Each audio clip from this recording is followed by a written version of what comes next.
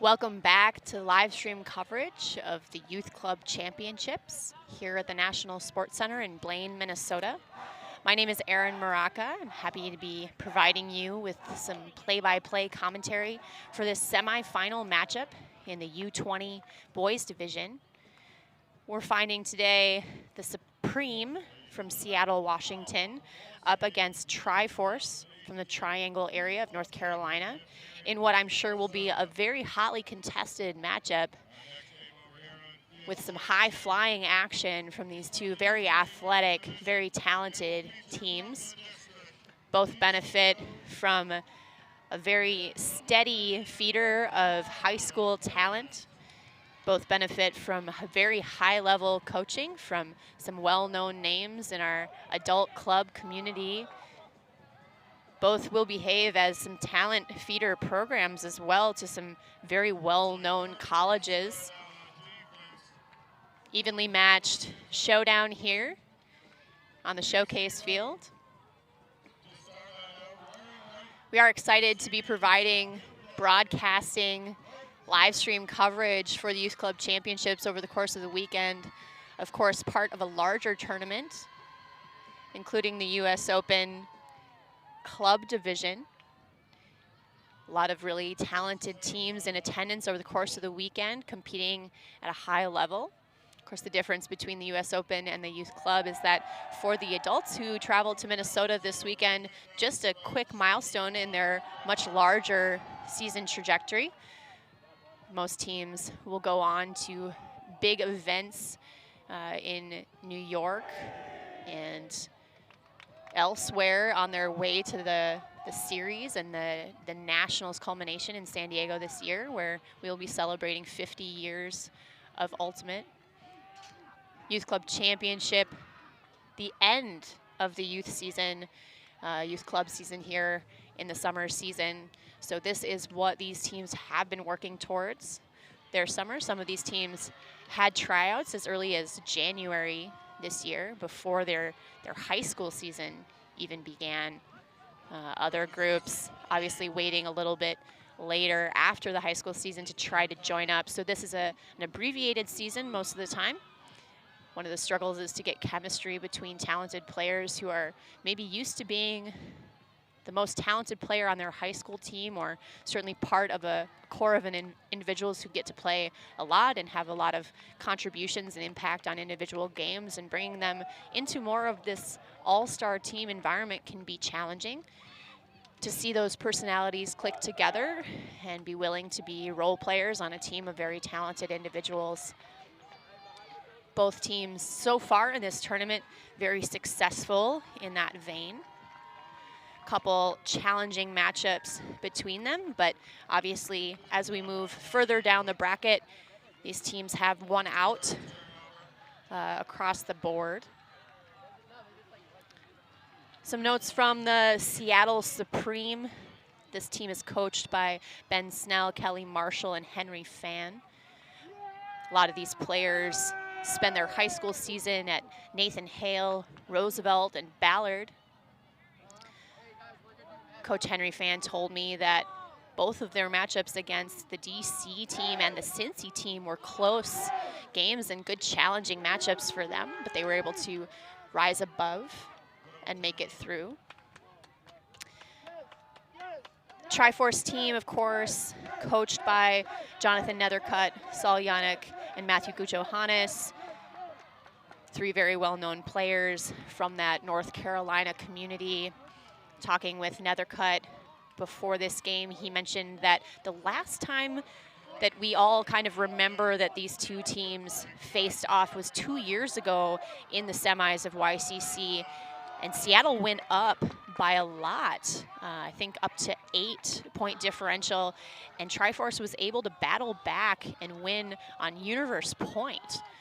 So even though there's a lot of turnover in YCC teams, a little bit of a legacy on the line here, and a kind of storied matchup may be unfolding. We start the game with a big pull from Lee. It is out the back. We'll see Gabe Port, one of the stalwart handlers for the Seattle team, centering the disc up to the brick mark. Seattle showing a bit of a hoe stack.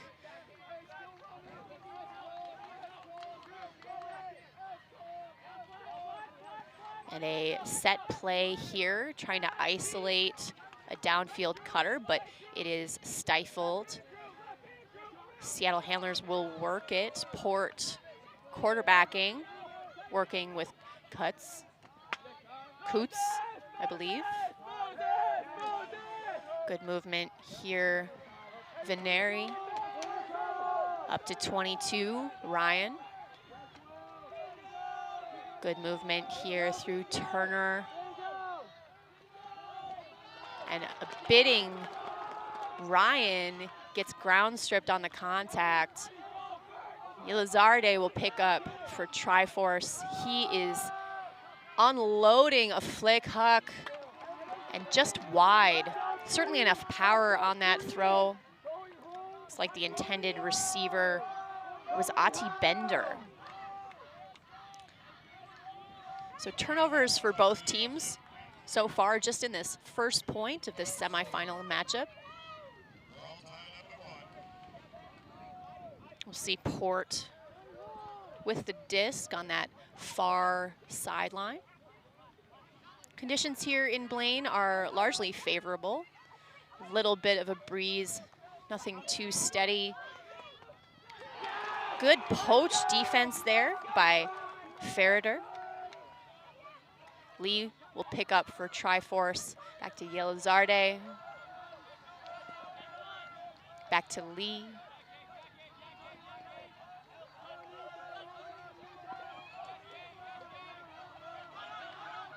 Lee looking for a reset.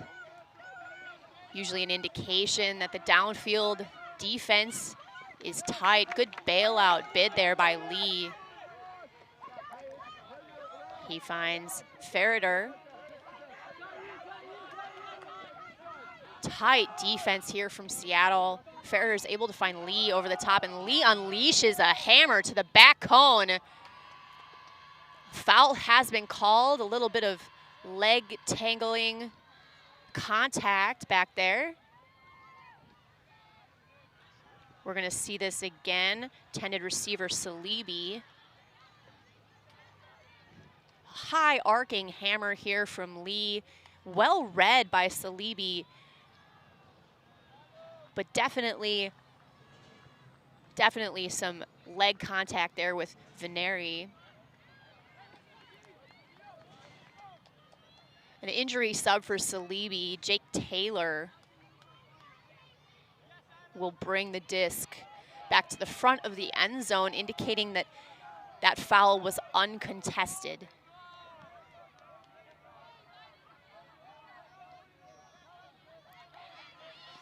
Taylor working with Lee.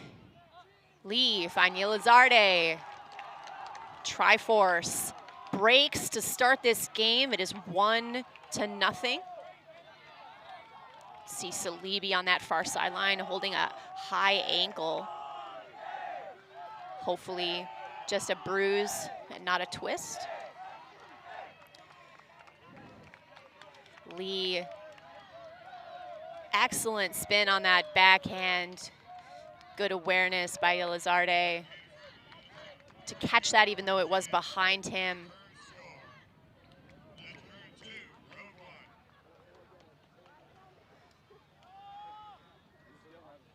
Seattle with a lot of defensive pressure there, causing a little bit of mayhem and confusion downfield for Triforce. So most of that effort back in the handler set on that point. Again, in each new game, you have to spend a little bit of time transitioning to new defensive pressure or new defensive strategy. So I'm sure we'll see both teams settle into more of a rhythm the further into this game we go.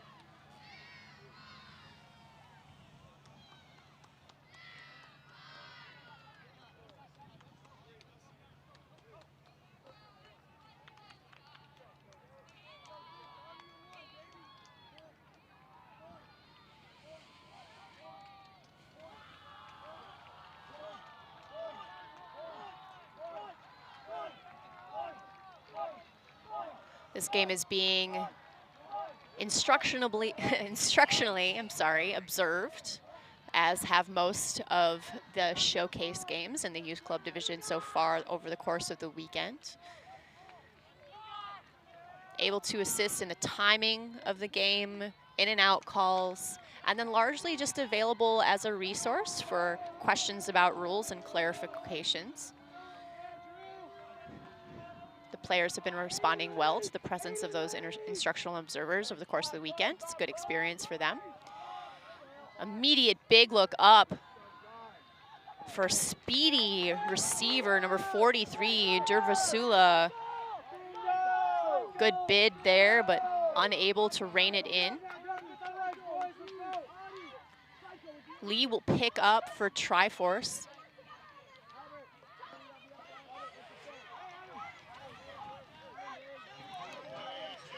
Looks like a bit of a split stack in the backfield for Triforce to isolate a receiver. Lee working with O'Connell in the backfield. Seattle filling some of these lanes, playing a little bit of a heads-up team defense, able to get it back with a defended play by Adam Jamal in the 16 jersey. Supreme will have a shot here in striking distance of the end zone, able to hopefully run a clean offensive set here. We see Dean with the disc here, able to get a defender on the ground and find number 20, Tony Veneri, to tie this game at ones. A hold for Seattle. Good fake here. A little bit of a traction issue for the downfield defender. In addition to the broadcast and live stream today, we're excited to be able to offer some interactive capabilities on the Facebook comment thread. There's a moderator keeping an eye on those. I am an imperfect person, and there are some last names that are challenging for me to pronounce. I've done my best to do the preparation work and talk with each of the teams to see if there are any noticeable names that I will struggle with. But if you have a pronunciation clue for me that I consistently get wrong, the moderator will pass that information along to me, and I will do my best to make the correction. This is such a great opportunity for these young people to be on a live stream and have this video of them playing Ultimate available in the archive, that want to make sure it's a good experience for everyone involved.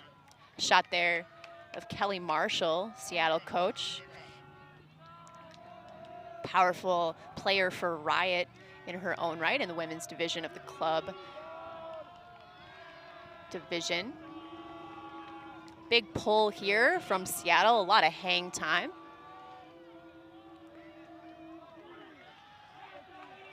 Jake Taylor will pick up. Looks like Seattle is in a zone look. Should be interesting to see how this manifests for Triforce. McCleary with the disc. Back to Taylor. A number of the same personnel that were in the first 2 points are still on the field for both teams. Centering through Pignon. Looks like Seattle has now transitioned back into a person defense. Very tight window there. Both players bidding, and I believe Wiles might be calling a foul on his defender. It's number 47, Cameron Baker. Let's get another look at that.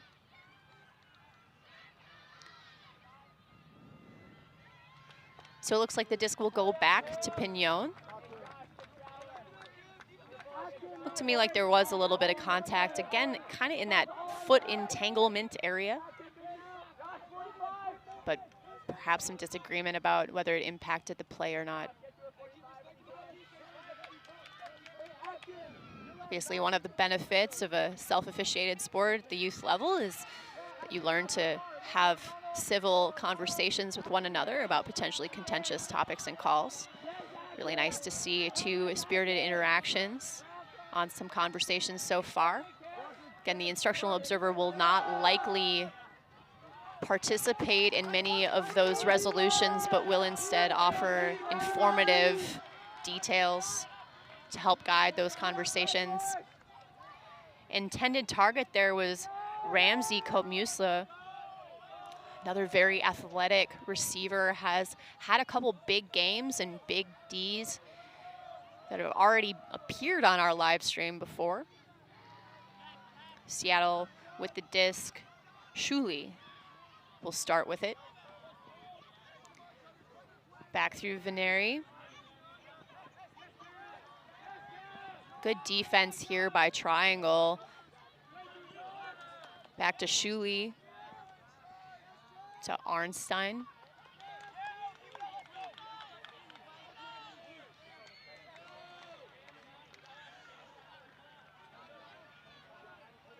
Number of these players returning for their second season of YCC. Some of these names sound familiar to me. Here's another discussion about contacts between Wiles and Baker. Get to see this one again as well.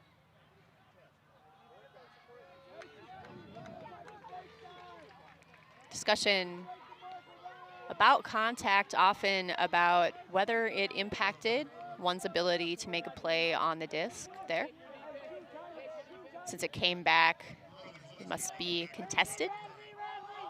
Veneri will put up a look by Baker.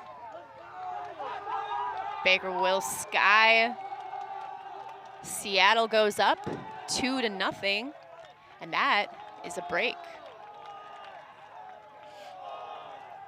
So far in this game, you can see how tight the defense is, especially downfield. Looks like this matchup between Baker and Wiles will maybe always be determined by only a couple inches. Should be exciting. I've also seen a number of opportunities for coaches to give feedback to these young players about body control and the ability to make plays safely. Obviously easier to give that feedback once the point has concluded on the sideline, so wouldn't be surprised to see some check-ins going on in between points here to make sure that that particular matchup remains respectful.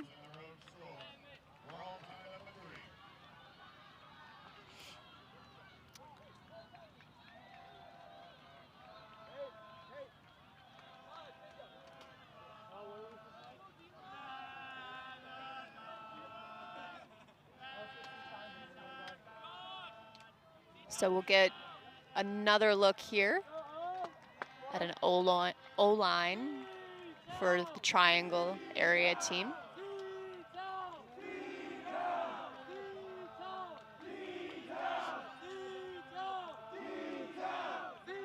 We'll see Kelly Marshall's D-line out here as well.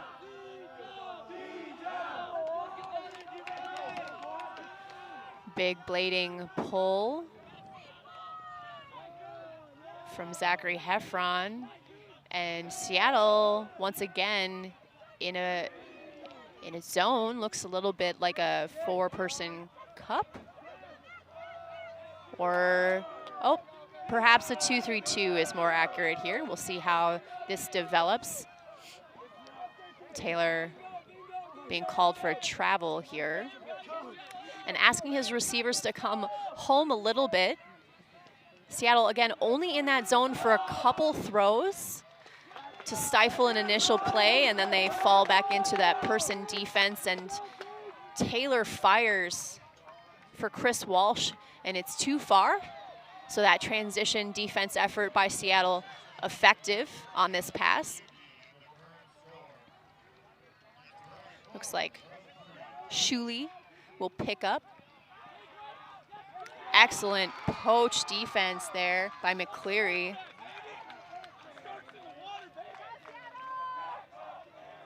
See, Jake Taylor pick up again for Triforce. He finds Singleton. Singleton with an IO throw to Chris Walsh. 2-2 in this semifinal game. So far, nothing easy, nothing for free on either side of the disc for both teams.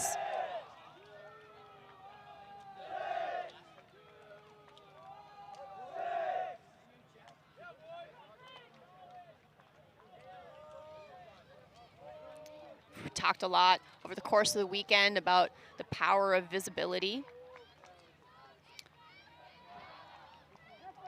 Really important to make sure that the young people in our community see people who look like them, making plays, throwing throws, and being part of this kind of tournament at this kind of level.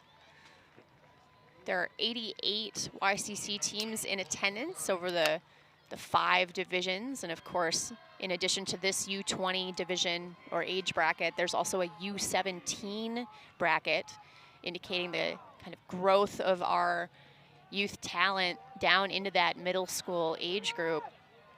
Really exciting to see the development there. Obviously, in this particular matchup, both Seattle and the Triangle area of North Carolina considered hubs of ultimate talent and have very large youth scenes. The Triangle North Carolina team has representation from a number of high schools, including East Chapel Hill, and Jordan High School, who won state this past year and attended the National High School Championships. But important nonetheless for players in less populous ultimate areas to see, again, people who look like them, showing their capability. Important to recognize that ultimate grows at different paces in different places, and that having youth coverage aids significantly in that youth growth. That throw to Dervasula, blading over the defense. We'll see it again here. Turner finding Nobis, and then Nobis firing this big flick. And it arcs in such a way that Salibi has really no opportunity to recover. Although it's good to see Salibi back on the field. Of course, he took an injury sub earlier in the game.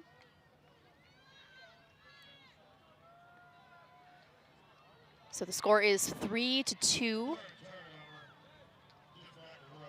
Like to see these tight games in semifinals, as some of the other teams in attendance have taken up residence on the sideline as spectators, another part of the environment and atmosphere here. We've heard from a number of adult players that the feeling, the atmosphere of a game is at its best when there are people lining those sidelines in kind of close containment to the field proper instead of further away in a stadium. It feels a little bit more intimate, has a better vibe going, can be really exciting and electrifying. I think if you talk to any one of these young men, that's the kind of environment that they want to play in. A lot of really good ultimate happening this weekend. Everyone I've talked to and everyone I've done commentary with has indicated that just being adjacent to the high-level adult play has really fueled the fire for a lot of these youth teams, many of whom are continuing to level up over the course of a weekend and show that even in the last tournament of your season, you can still improve, you can still find new heights, and sometimes it takes some inspiration to get there. So nice of USA Ultimate to provide that inspiration by putting these two tournaments together. Another bladey pass over the top, just blades a bit too fast for bidding Walsh.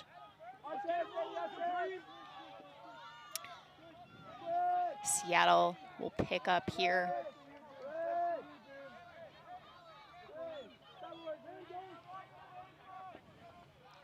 Still in this horizontal offensive stack. Baker looking for Dean. Very well defended there by Sean Wiles.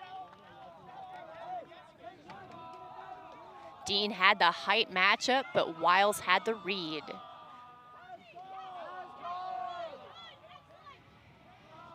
Taylor will pick up for Triforce.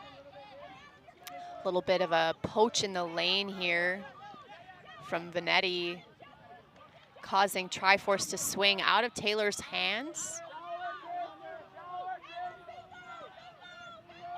Around to Bidding Singleton.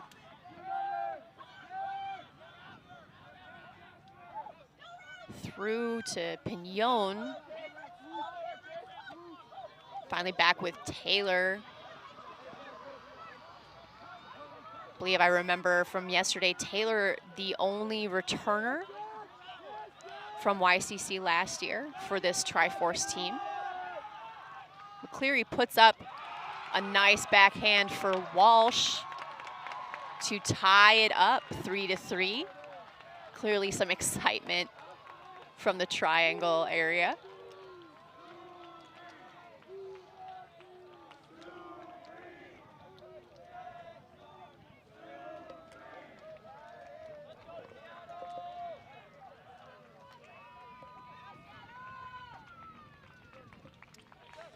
Get another look at that defensive effort from Wiles.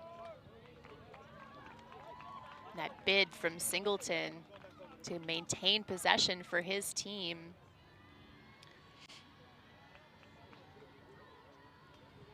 McCleary, a presence both on offense and on defense. Of course, he had that poach defense in the lane a little bit earlier. Although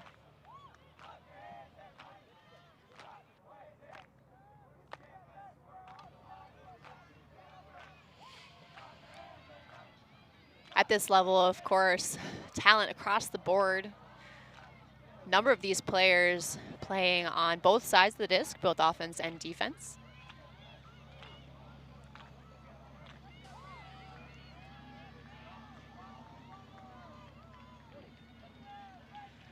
We'll see another big pull here from Lee.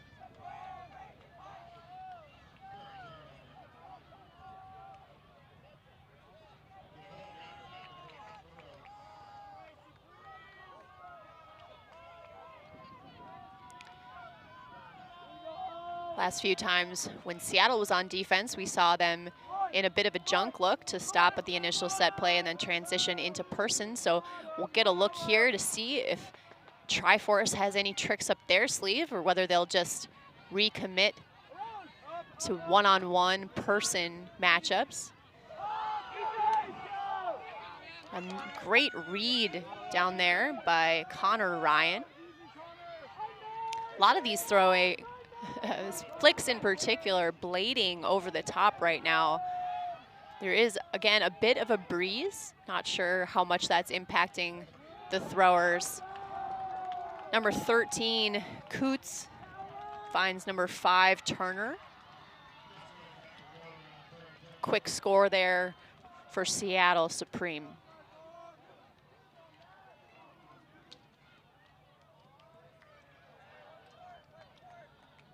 Good patience here from the red zone offense for Seattle.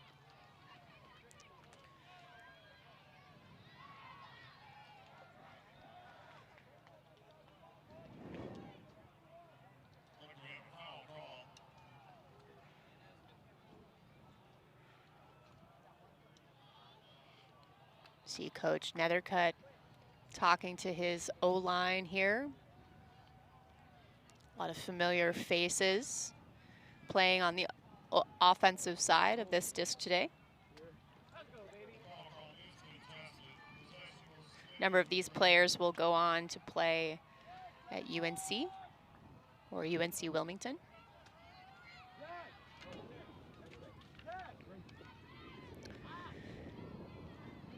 College scene definitely benefiting from the number of YCC teams forming over the course of our history here and into the future.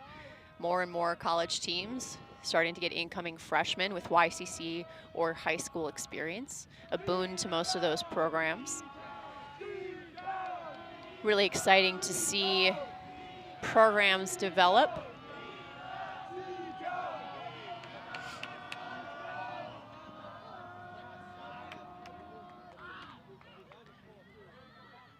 Looks like we're indicating offsides here, so we will see a repull.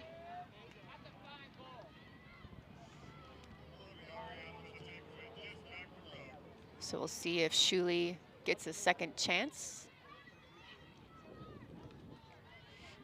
Of course, one of the kind of fun and unique aspects of Ultimate is that there are no incorrect entry points to the sport. You can join at any level. You can choose your own destiny, so to speak. There are pickup games, I'm sure, near you now. There are leagues available. You can join in middle school or high school. You can join in college. I was talking with Liam Grant yesterday, one of these broadcasts, about how other athletes, as they exit from their maybe first and chosen sport, find Ultimate and can become huge advantage personnel pickups for teams. He was a little worried and gave me a hot take that with the prevalence of YCC, that those players may have less of an advantage or opportunity. McCleary defended by Sam Jarrett. Oh no, that's incorrect, I'm sorry. 16, Adam Jamal with that defensive route there.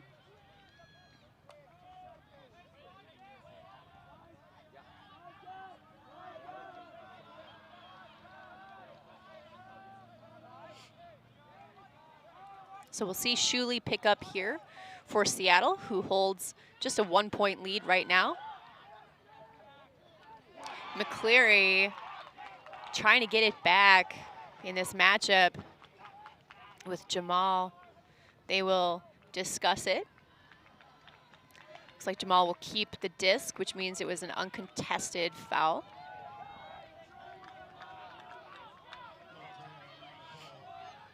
So Jamal with the disc for Seattle, resetting to Shuli. Shuli unleashing a backhand. Jasper Dean with the closing speed, but even though he pulls away from the defenders, that disc is too far. We'll see Jake Taylor again with the disc for Triforce. Triforce in a bit of a side stack here. And Seattle successfully bracketing that initial look with Jamal sitting over the top right now in a little bit of a help capacity. Resetting through Singleton, out to McCleary. Back through Singleton. That's Wiles looking for Taylor.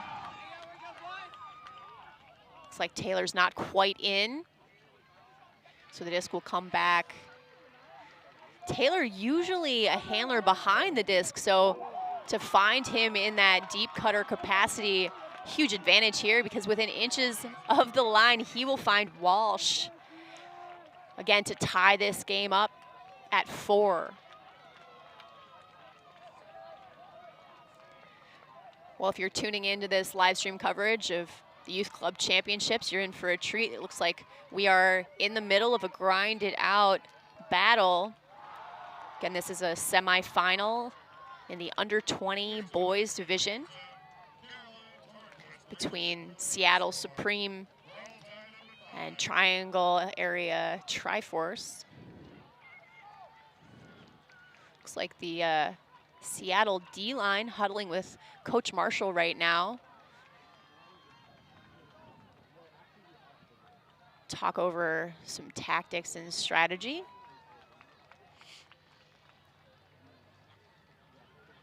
But we will see another pull from Lee for this Triforce D line.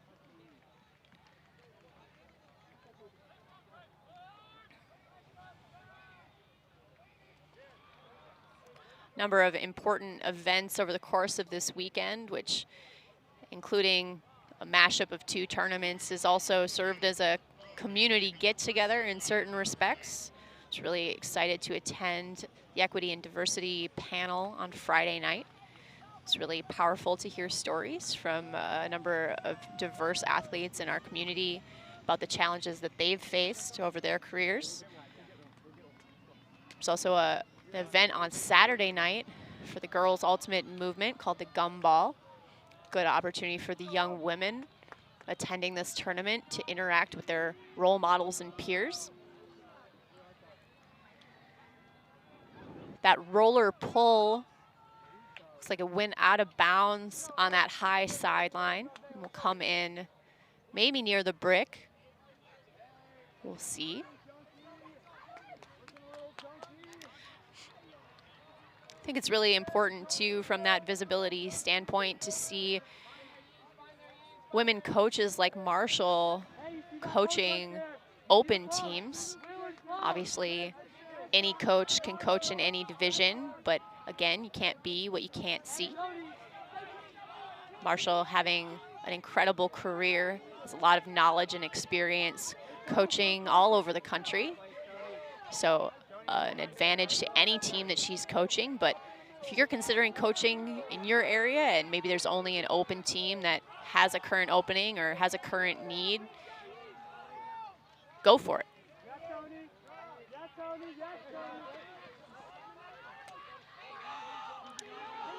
Triangle in a poach look of their own right now. Port working with Turner on that sideline, finding Ryan on the high side. And he will have the disc, as we discuss, a stoppage. Perhaps a pick was called in the downfield. Salibi and Ryan discussing the call. Nice break around there to Turner. And Turner finds Ryan on that full swing there. Seattle hold. It is 5-4. Good to see this break throw again. Kind of a wide give-go situation here.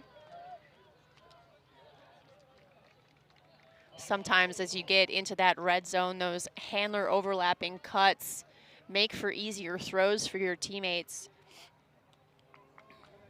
But also important to realize if you feel like you have the matchup or just the quick step to give you body position like Ryan had there.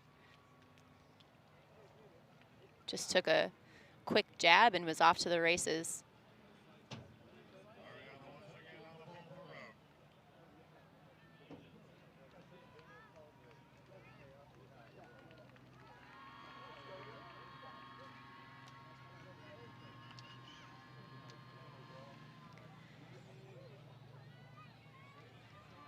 So in games like these where the offense trades holds as they settle into their rhythms, interesting to see which coach will first try to shake loose a break. We've seen a couple poach attempts on either side of the disc. Poach defenses, junk zone kind of looks. Again, any time that you can knock the O-line off their rhythm is an opportunity for you to capitalize and take a break. So whomever is not content to trade will likely make the tactical adjustment first. That pull out of bounds, out the back, so Jake Taylor, effectively the quarterback of this Triforce offense, will bring this out to the brick.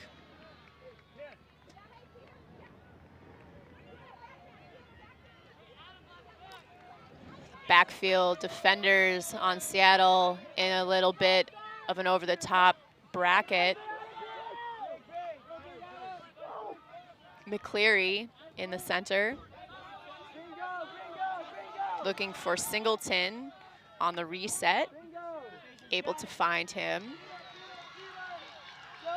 Singleton looking for Taylor, back in that cutting space again. Taylor around to Singleton. Round to Taylor.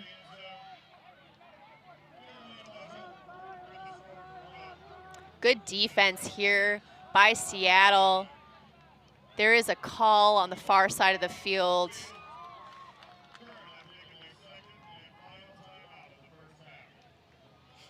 A little bit of contact over on that far cone. So the disc will come back.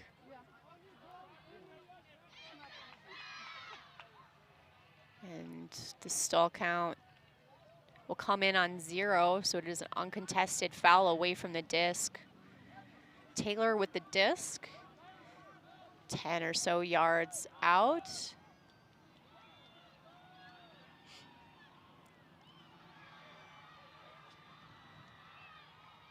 Looks like Pignon was expecting the button hook cut, that away cut back from Taylor here. And Taylor lost his footing, or as the sustained discussion indicates now, perhaps sustained some contact. The disc will go back to Pignon.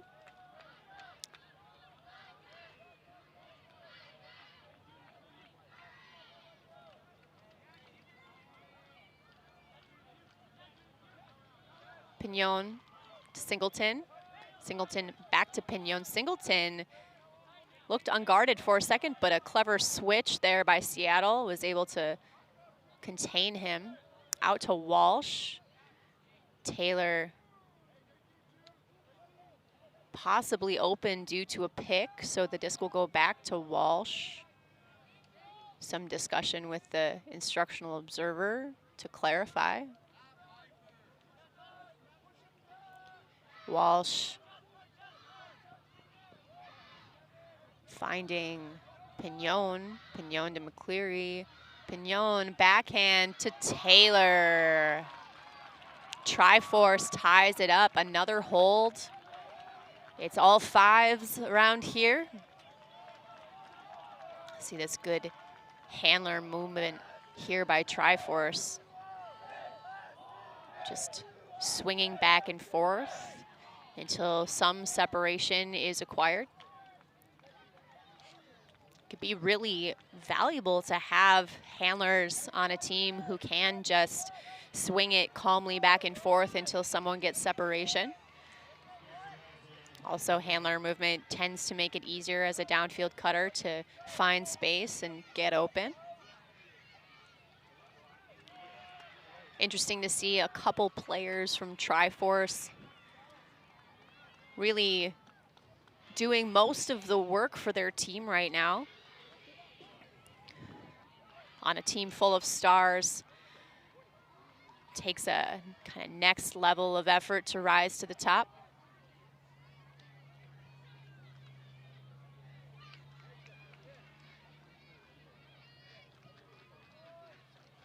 Both coaching staffs checking in with their lines here. Sometimes the smallest adjustment can break a game wide open. Should be interesting to see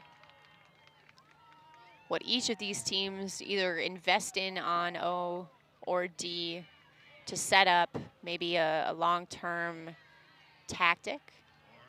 It's the other thing that we've talked about a little bit in the last round with Sarah Lord, is that definitely thinking about 1 point at a time is valuable in certain senses, right? Defense would love to get a break, offense would love to get a hold, but there are also kind of larger arcs to think about. What can I do this point? What can I invest in that will make decisions and throws and defenses easier further into the game?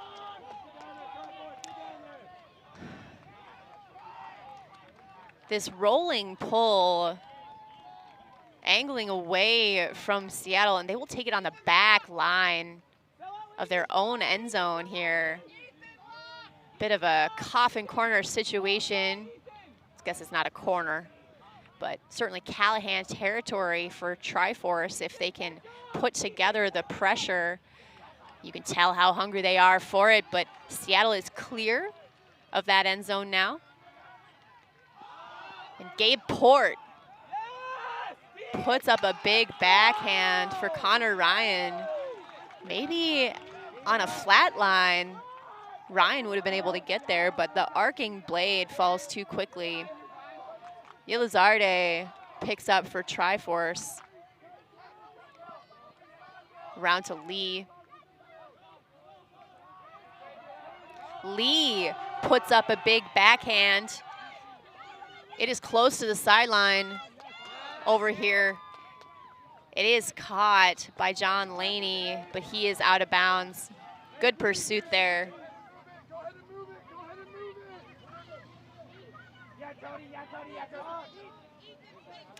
Coots with the disc for Seattle. Looking for Connor Ryan.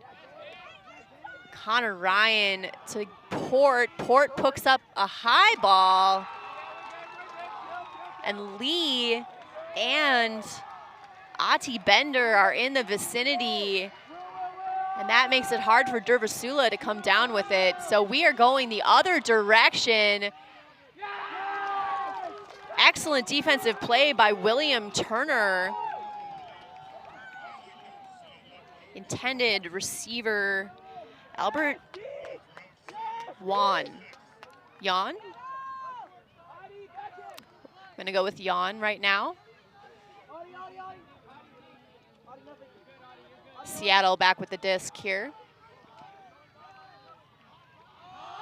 Both teams really pushing their deep game right now. Bob Keener in the lane gets a hand on it. Intended receiver here.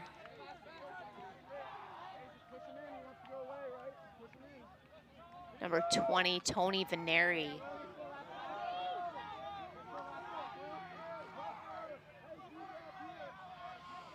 Long point for both teams here. Every point a battle on both sides. Yelizarde will pick up for Triforce. He is point blocked or fouled by Ryan. Some discussion here.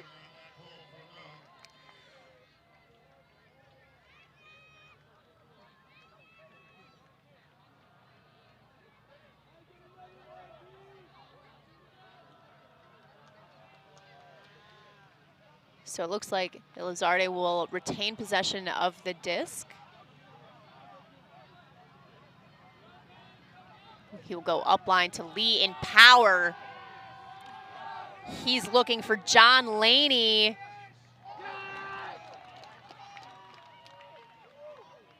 Looks like another foul will be called, and Laney is walking to the front of the end zone with the disc, which should indicate that it was uncontested.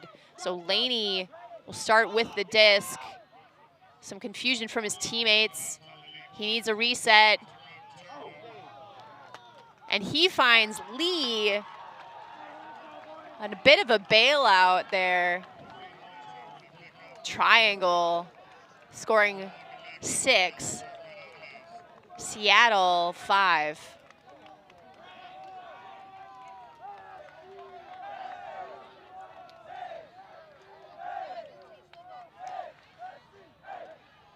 A lot of back and forth from both of these teams. A lot of desire and effort on both sides of the disc. At the beginning of the game, we talked about these two programs from talent hubs of Ultimate, and I think for the most part, we have delivered on some highlight reel type plays, but still a lot of game left for both teams.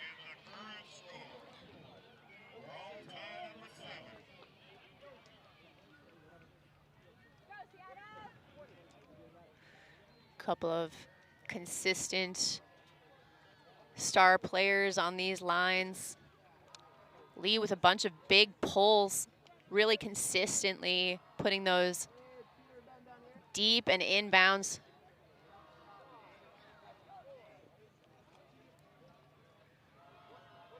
So we'll see the Seattle O-line.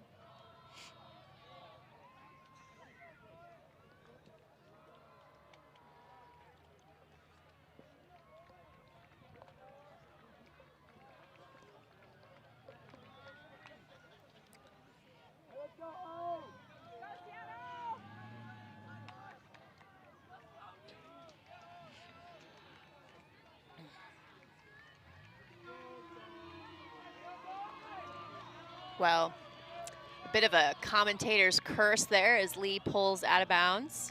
I'll take full responsibility for that. That one's on me. Seattle will bring this disc in on the brick mark. This is Gabe Port.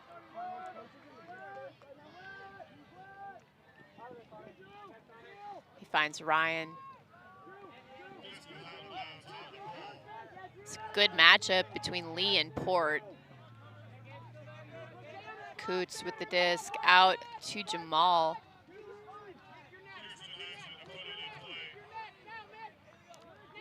To Port. Port with that nice IO to Ryan. It is a little too hot and a little too wide. Bit spicy there. Jake Taylor will pick up for Triforce. Again, this Port-Lee matchup really fun to watch.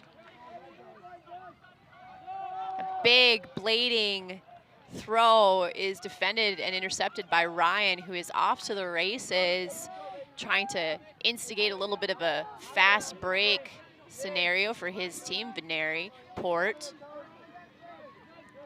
Jamal. Jamal, nice backhand bender to Veneri. Goal Seattle Supreme. We are all tied up at 6s. There is no relenting in sight. Both teams doing an excellent job right now in this battle.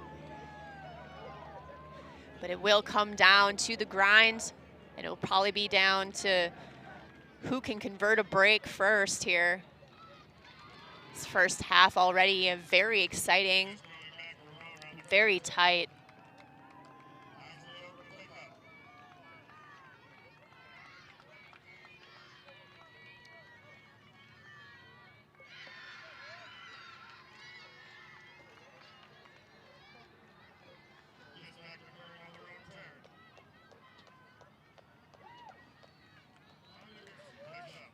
Seattle wrote a biography blurb for the player guide, which is of course what I am going off of here. It seems like grit and desire are two of the key components of their team culture, which I think we are seeing in spades right now. It's been really interesting over the course of the tournament to kind of see the different cultures of each of the teams represented. There are a lot of different ways to create a successful internal team brand and structure. Seen a lot of really cool cheers, a lot of cool kind of gimmicks and tricks that teams use to stay up and stay mentally focused. Really appreciated the rally mug that I saw yesterday. Several of the team were drinking water from a coffee mug instead of the water bottle that we all have. They passed it around to whomever was playing the best, I believe, defense in the moment. Pretty cool little idea there. I've also seen some celebration floaties going around in Blaine, Minnesota this morning and over the weekend.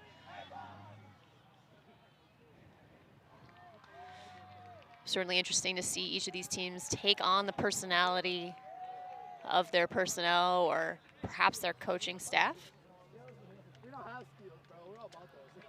Another interesting thing that we've seen is how a number of these young players kind of emulate the play style or throwing form of their coaches, especially when their coaches are well known enough that we have plenty of footage of those forms and styles. We've seen a number of flick huck forms on this Triforce team that look alarmingly like another cut windup.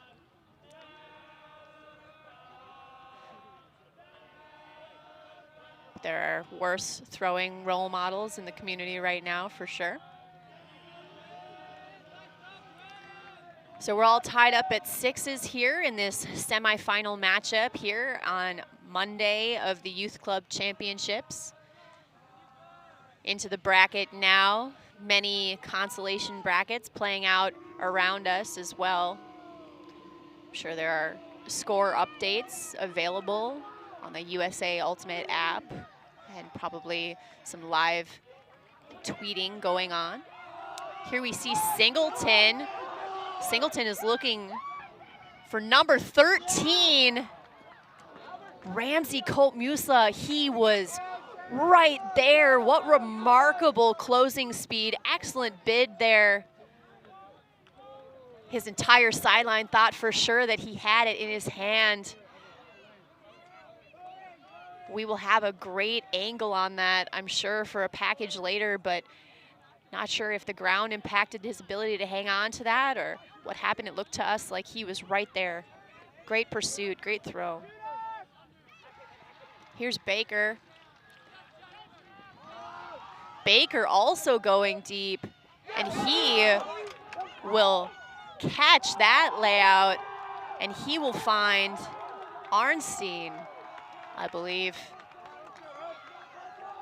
for a goal for Seattle to take the lead once more, 7-6. Wow, what a good illustration of the fact that Ultimate is often a game of inches. Or in the case of the last point here, inch.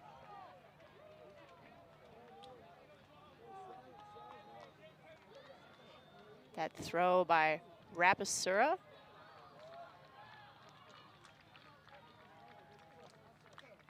Baker getting his team all fired up into some sort of celebratory, I don't know, rolling around on the pitch. Sounds like there might be a timeout here. Good energy, good body language over there with Seattle. Triforce a little bit more muted. Obviously, in a game like this, an energy battle is inevitable. Who can stay kind of up in that positive space the longest? Who can try to keep on an upward tilt instead of an ebb and flow? Because it's possible that in a moment of low energy that the other team could take advantage and break the game wide open. We've certainly seen that happen before over the course of the weekend.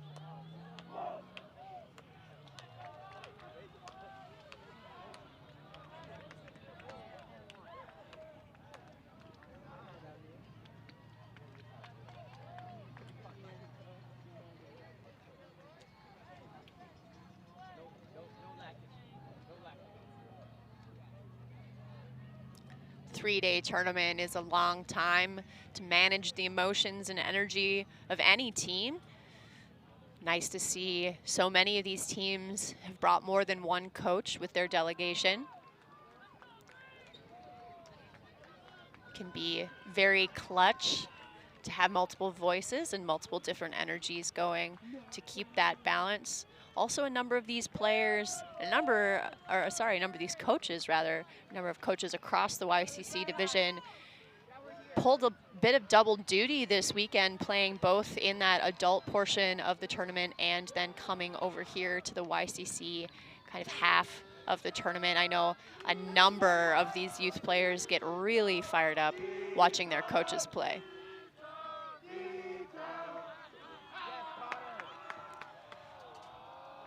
This big pull will tail out of bounds here. Looks like Taylor will be bringing the disc in on the brick mark.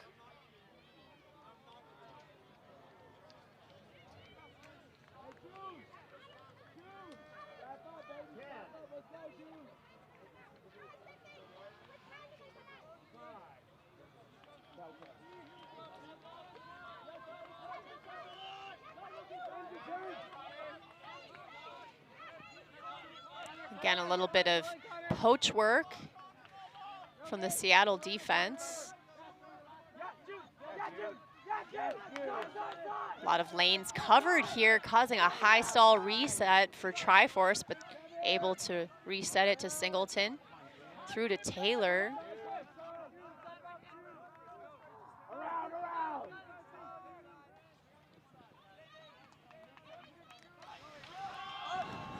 Here's Pignon putting up an arcing backhand into a pile.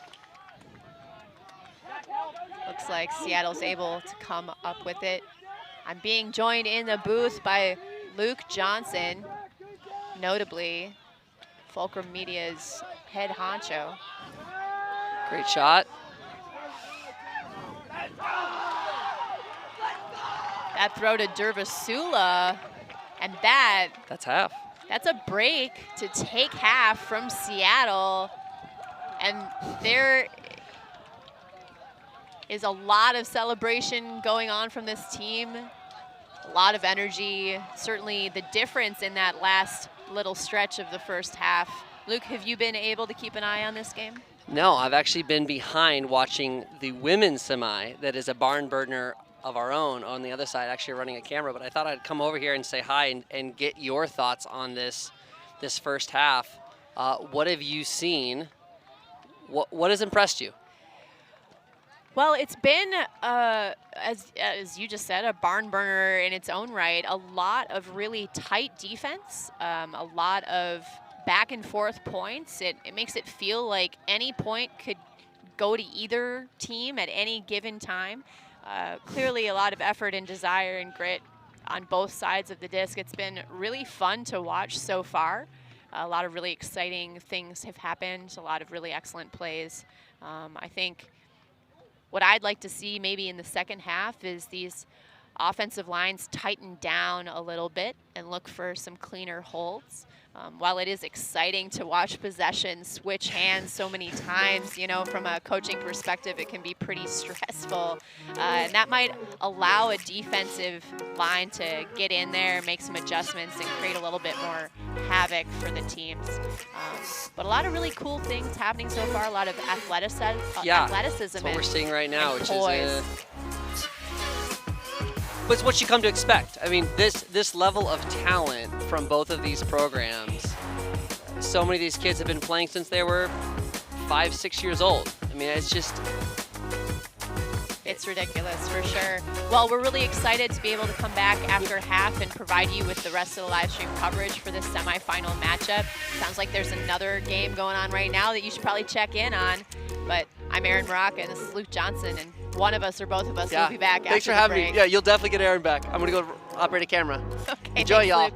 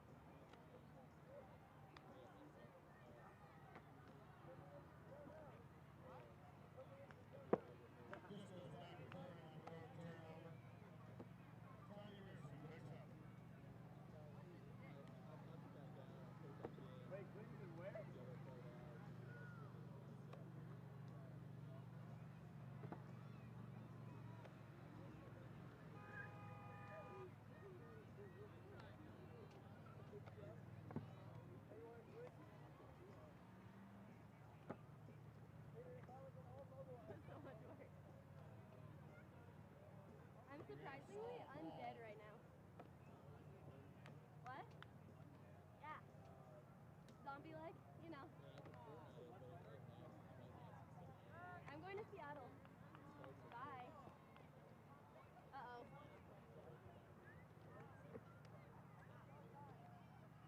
Oh.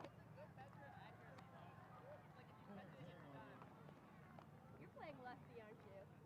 I hate you.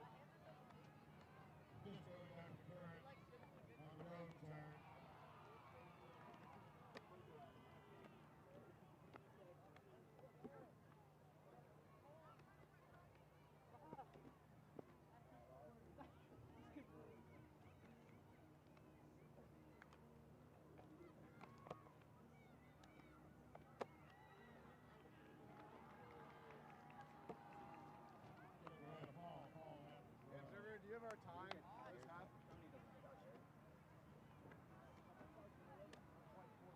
little more than 40.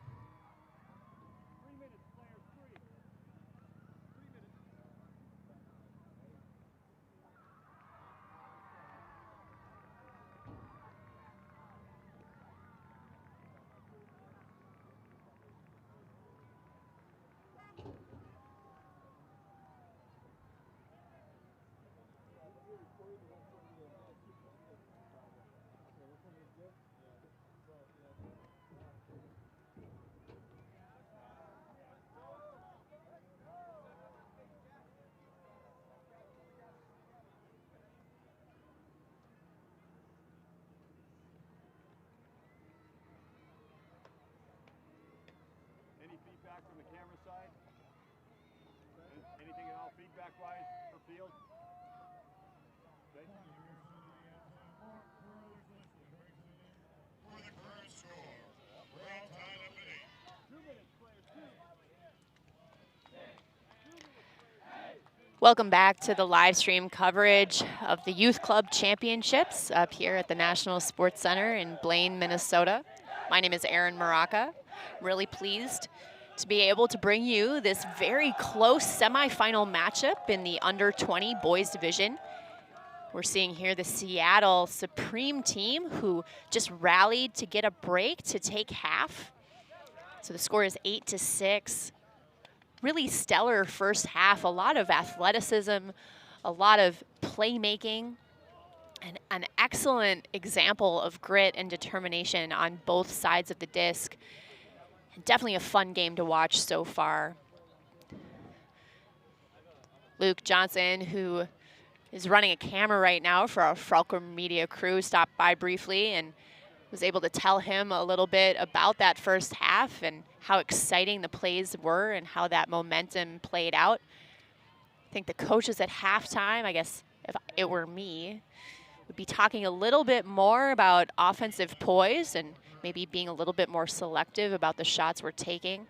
We've seen a number of big looks kind of arc over in a different pattern than is easy to read for receivers, and looks like something that could be easily corrected, or maybe just take a breath, right, and slow down a bit before you take the shot. Also looking to see if either defense kind of alters their tactics. We've seen a little bit of lane poaching on both sides of the disc. We've seen Seattle come down in a little bit of a junk look to kind of mitigate a set play and then fall back into person defense, but really not a lot of breaks in this game at all, and so far the break opportunities have come off of near misses. that have kind of been a result of kind of overthrowing options or miscue attempts. So a lot of game left here score-wise, but only 36 minutes left in the round. So going to be interesting to see how both of these teams kind of adapt and are able to take advantage where they can.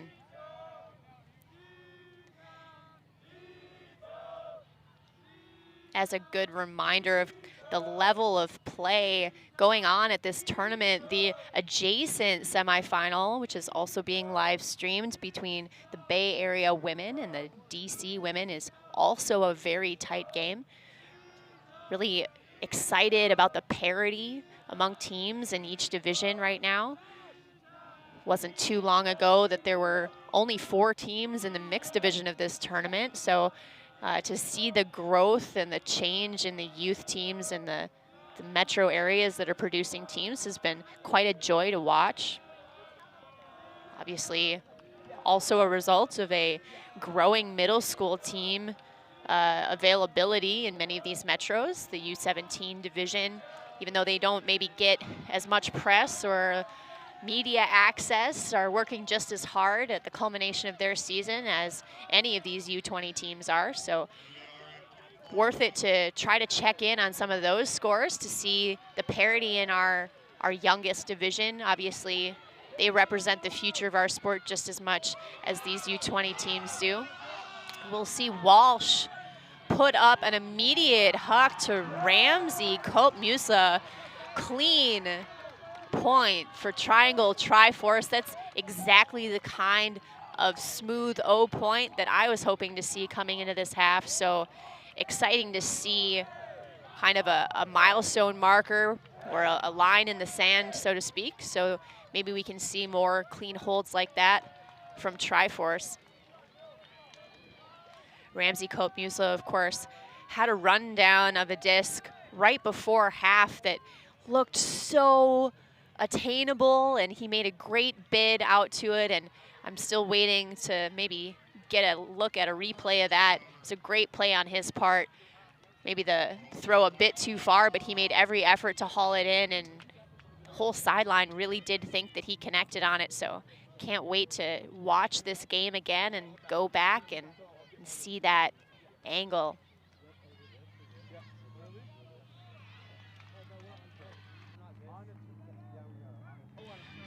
Oh look, my dreams have come true, and I get to see that angle right now.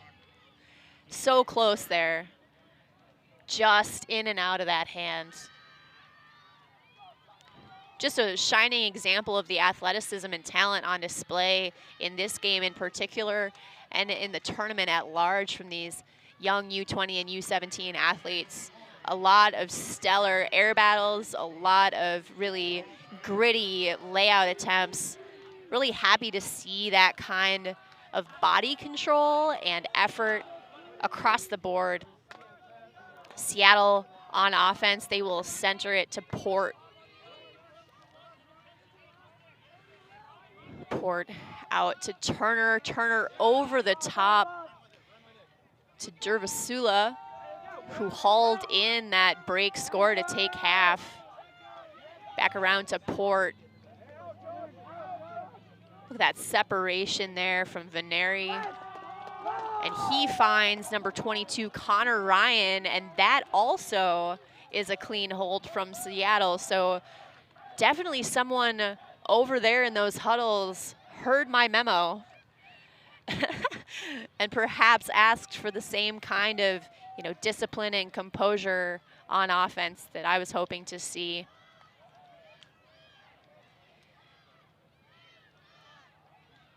So if the O-lines become more consistent and are able to hold that efficiently and without a turnover, then what that necessitates is a bit of a tactical adjustment on defense. So looking forward to seeing what's in the arsenal for each of these teams to see who can create an interruption first and perhaps pursue a break. Seattle, of course, up 1 break, the break that they used to take half. So a 2-point game here, 9-7. Triangle will need to get a stop. to get that break back.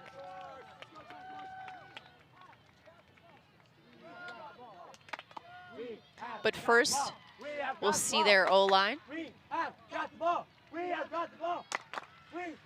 And in a kind of amazing coaching matchup, it'll be Nethercutt's O-line versus Kelly Marshall's D-line, which is so indicative of the talents of both of these coaches. If you know either one of them, kind of fun to see how this matchup will go down and know that each of these lines is an extension of both of their coaching and skill set.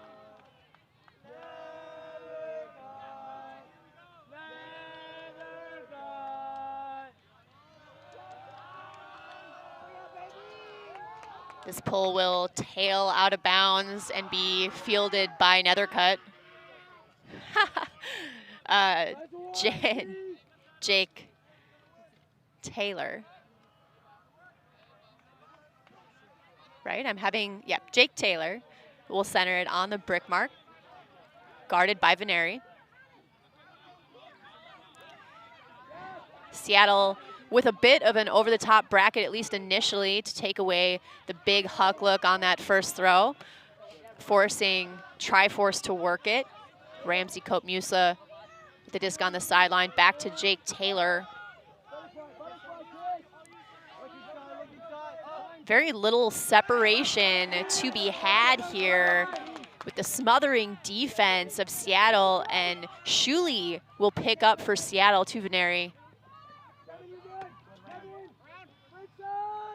To Jamal.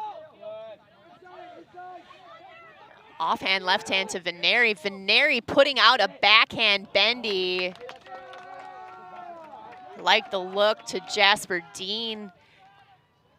I think both Coach Marshall and I would have liked to see a bit of a flatter backhand to space. Dean had separation and the entire back half of the end zone to work with there.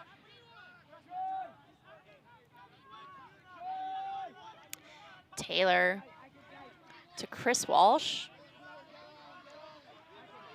Walsh unleashing a backhand to Wiles. He will make every effort to get there, but that backhand just a bit too far. Jamal will pick up for Seattle. Seattle will take their second offensive look on this point. Lenz with the disc now, around to Shuley.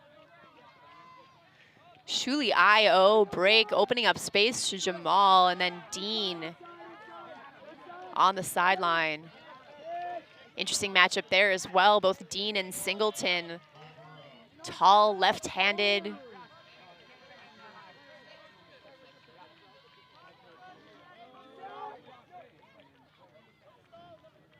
A lot of really fun matchups forming over the course of this game.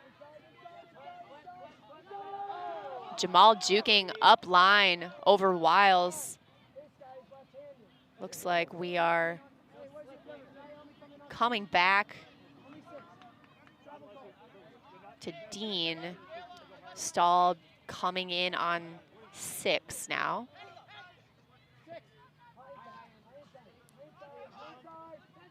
Nice throw by Dean to Shuley. Another call coming back. Still a little unsure about these stoppages, but they're clearly handling it amongst themselves.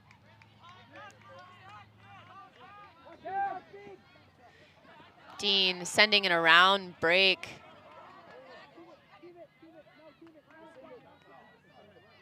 Some discussion, but Singleton says keep it. So Arnstein will have the disc guarded by McCleary on that high sideline.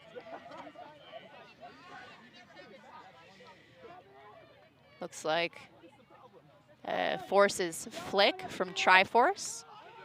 Veneri, a round break to Shuley, who appears to be unguarded or poached off of Lentz.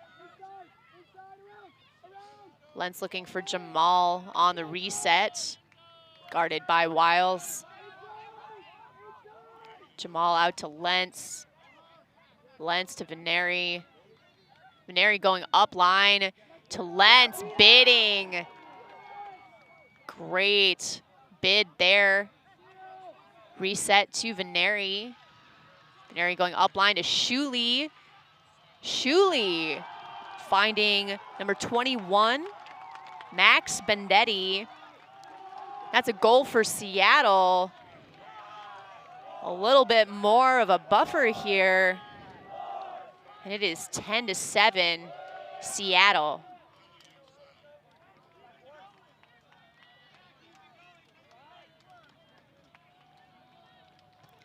Great bid there from Lentz on that up line. I think we might get another look at it here.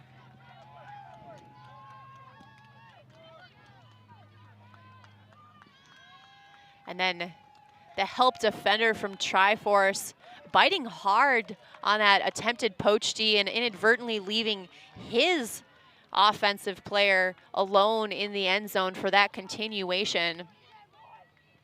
Good recognition there to continue that throw. So we'll get an Edgerton pull here on this D line for Seattle. Now up 3 on Triangle Triforce in this semifinal. Now, when I talked with the coaches before the game, I'm referring back, of course, to 2 years ago when Seattle went up by as many as 8, but Triforce brought it back to win on Universe in semis.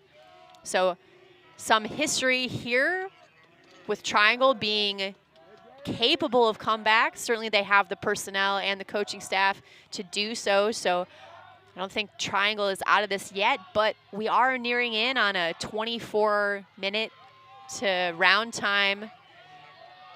And I'd hate to find this semi being affected by clock, but it may be inevitable.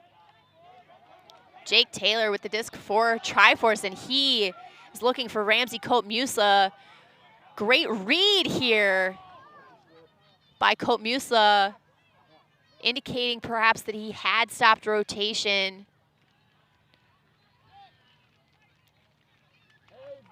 And it looks like Ryan will not contest that strip call or that foul. Yeah, uncontested foul. Structural observer confirms, and he will take a timeout approximately 10 yards out from that end zone. We'll get to see this rip from Taylor. Again, intended receiver, Ramsey Cope-Musla here. Well read.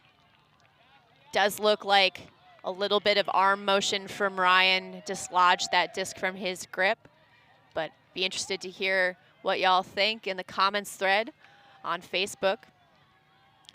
A couple of situations have unfolded over the course of the game where an instant replay would be helpful to either an observer or a player on the field. And I'm sure as these teams come back and watch the game again, as they so often do, that there will be some plays that look different upon second viewing.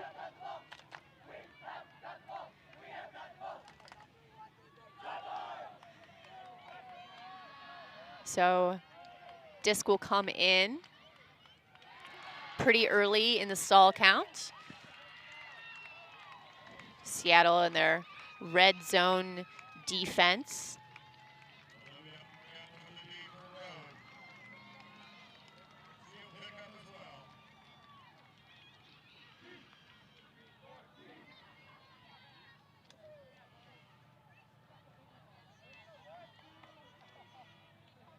Cope-Musla will retain possession coming out of this timeout here for Triforce.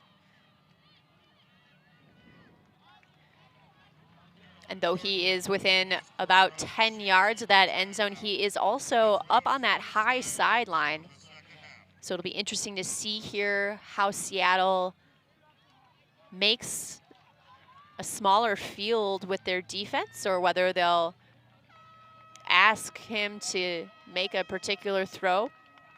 I am hearing the horn go off behind me. which indicates that soft cap is on. Colt Muesli finds McCleary. McCleary looking for Taylor, and he'll go around behind on a backhand, but number 15 from Seattle, Rapisura, would like to talk about it.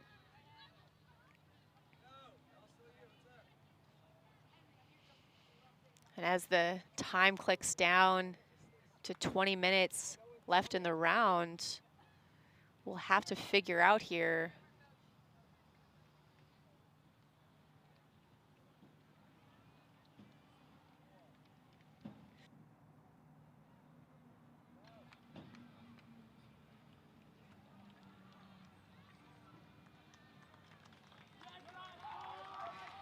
So it looks like the call will be retracted. Instructional observer indicating that that is a goal for Triangle. So that makes this a 2-point game, but soft cap is on. Game is to 12, and there's not a whole lot of time left in this game for Triangle to do the work needed. Might be in a little bit of a hurry up situation here. Certainly hope that there's some awareness on this line that they need to get moving right now.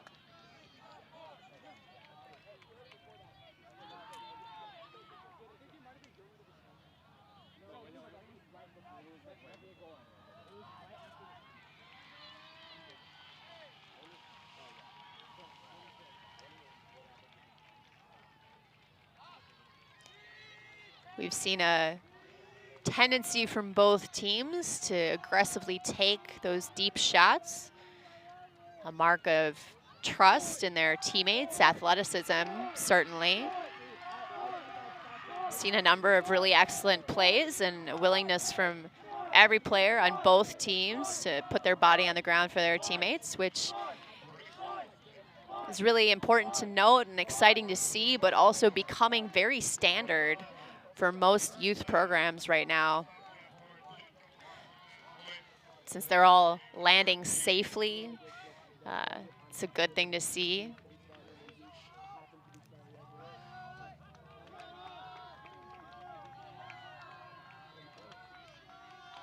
Triforce coming down on D.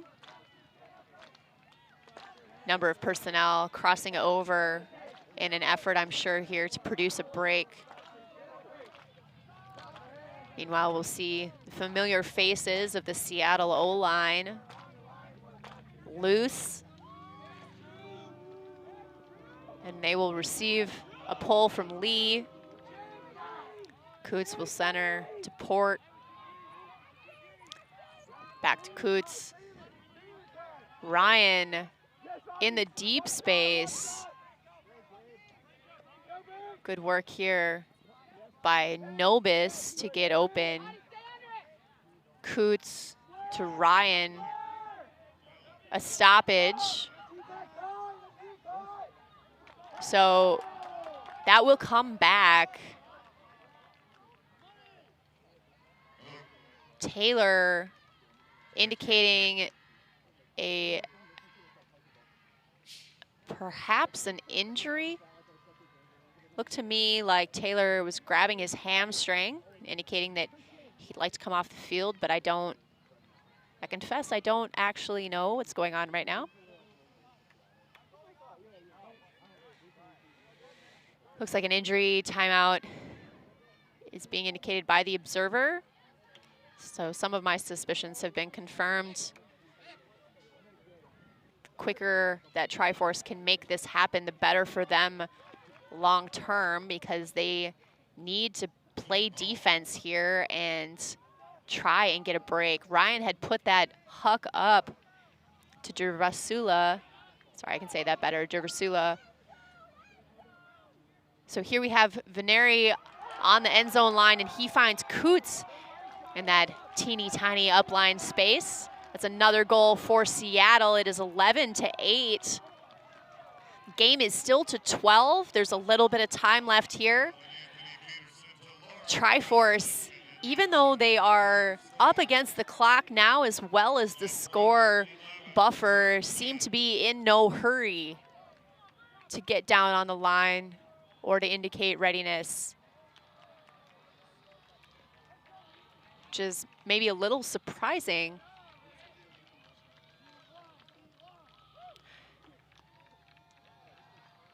Seattle, of course, in no position to need to hurry. They just need to score 1 point in the next 15 minutes, but Triforce would need to score 4.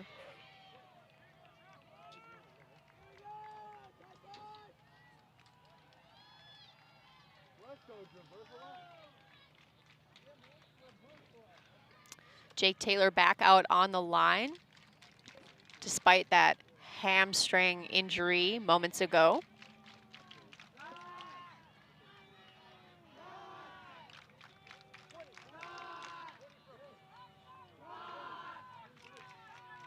As I mentioned, this semifinal is now a game to 12.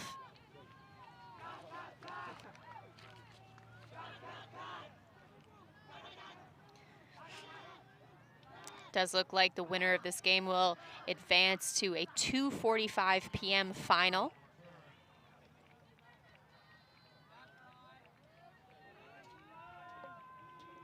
Loser, of course, will play at 1 p.m. for 3rd place. There's another Edgerton pull. Fielded by Singleton, centered to Jake Taylor. Triforce content to isolate Cope Musla, but Seattle able to contain it.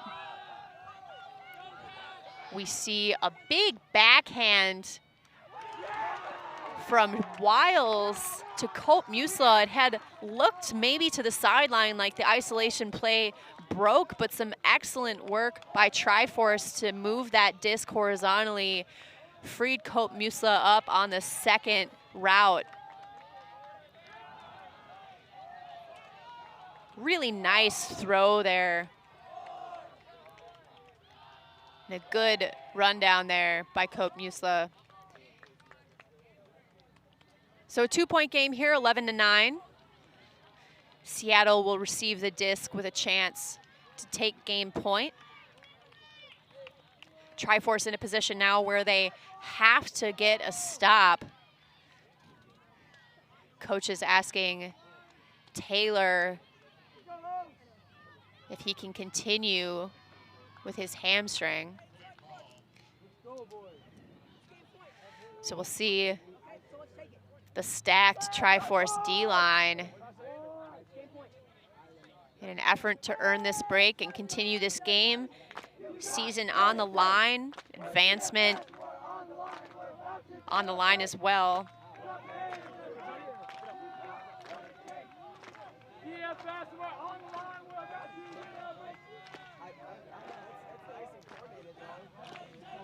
Seattle known to be a little bit on the goofier end of the spectrum, as you can probably ascertain from the view right now of the O-line. Trying to stay loose, trying to stay up.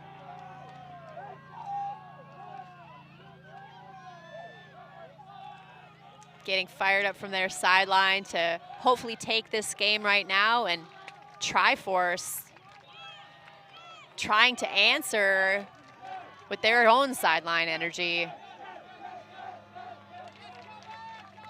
Here's a pull from Lee, hanging just on that top edge of the field. Coots centering to Port. Port over to Coots. Back to Port.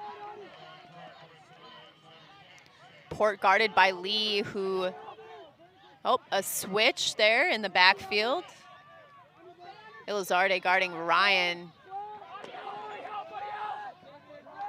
Derbasula instrumental in the Seattle lead right now, throwing upfield to Turner. Turner finding Port again. Number of switches have occurred, so now Jan is on Port. Derbasula again with the disc here, up over the top to Coots. Seattle eating the yards and near the end zone now into the red zone. Coots looking for Ryan.